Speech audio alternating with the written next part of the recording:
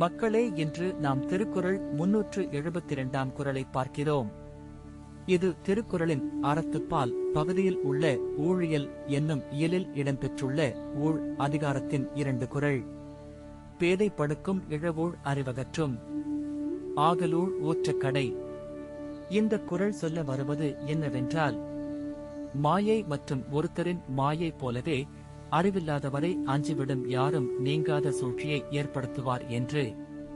அறிவு இல்லாமல் இருப்பது அப்புறம் ஒரு பிழைப்பாடு போலவே வாழ்க்கையில் சிறப்புகளை அடைய முடியாது என்றும் கூறுகிறது.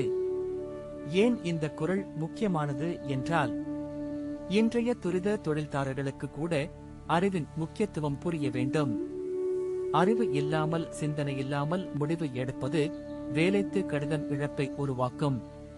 உதாரணமாக, நீங்கள் புதிய தொழில்நுட்பம் கற்றுக்கொள்ளாமல் பழைய பழக்கங்களை பின்பற்றினால் போட்டியாளர்கள் உங்களை விட முன்னேறுவார்கள்.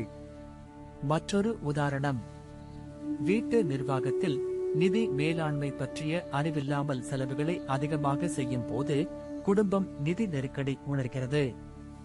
இன்றைய வாழ்க்கையில் இந்த குறளை நாம் பின்பற்றினால் நியமமான படிப்பு, தகவல் சேகரிப்பு, தன்னிலை மேம்பாடு ஆகியவை மூலம் அறிவை வளர்த்துக் கொள்ள முடியும். அறிவின் சக்தி உடையவராக இருப்பது வேலை, குடும்பம், சமூகத்தில் நல்ல முடிவுகளை எடுக்க உதவும். அதனால் நாம் எப்போதும் புதிய அறிவை தேடி கற்றுக்கொள்ள வேண்டும். அப்படியே வாழ்க்கை பயணம் குலையாது. இதைத்தான் இந்த குறள் மிக அழகாக எடுத்துக் கூறுகிறது.